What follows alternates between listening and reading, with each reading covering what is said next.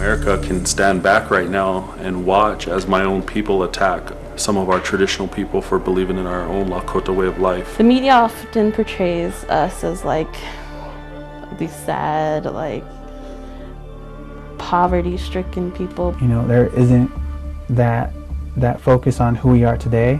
We live on the poorest county in America. It's poverty-stricken, but just because we live in poverty don't mean we're poor. Do you feel American? Nah, I've always been taught we were Indian. We were Lakota first before we were anything else, before we were Christian, before we were American.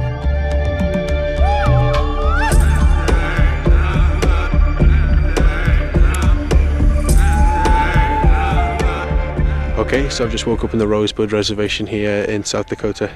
I'm on a beautiful ranch with lots of chickens and horses. I'm going to be spending a few days here sleeping in people's houses and in the Pine Ridge Reservation about 2 hours from here. I want to find out what it's like to live here, but also how younger people can envisage their future and how they feel about modern day America as a Native American.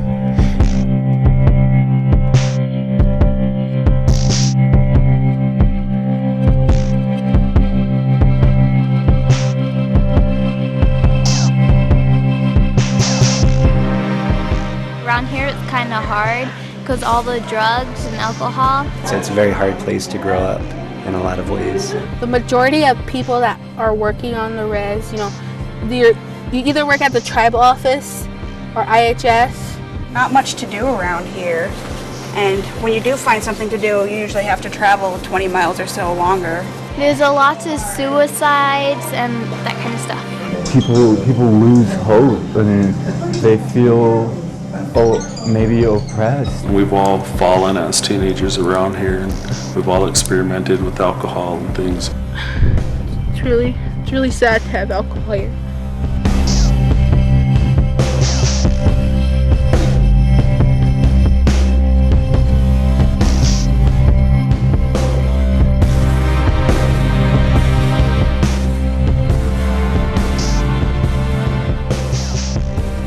One thing about these kids here is they're survivors and they're fighters, and a lot of them are wanting change. They want something different, they want something better than our adults are leaving them. We actually don't believe in the word Native American because Native American, it also has the word American in it. They took everything from us. America's built on stolen lands. America is a stolen country.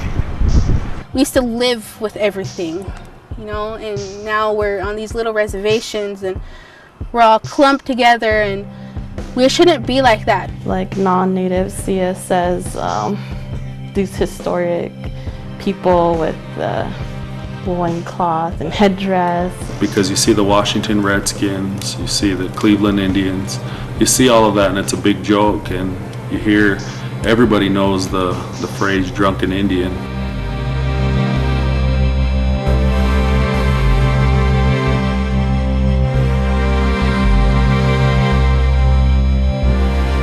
May live in this really rough situation, and it's very real, but that there's hope and that our culture is alive still. I think it's important for us to have, for our young people to have role models and to see other people going out and doing big things and coming back to the reservation and showing them that there's other things that out there and this is what we're doing and you can do this too,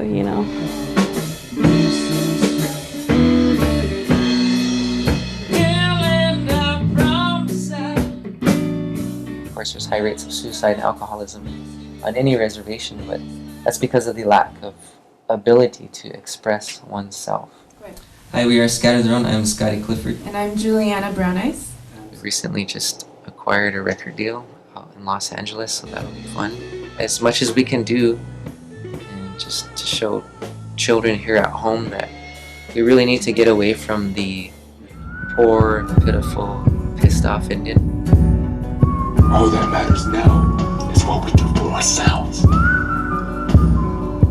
I'm gonna need you to do something, Sunkala. I'm gonna need you to trust me. This film is an opportunity to give, our youth, our Native youth, kind of these heroes and heroines to look up to. I think that's something that I wanted when I was growing up, was to see someone like myself. You don't see a lot of Native characters kind of leading, and in mainstream movies, you know, in big blockbuster movies. It's always usually it's, you know, a predominantly white cast. I want to see our people thrive and not get caught up in what outsiders think we are and stereotype us as, but rise up and show the world what we can do, basically.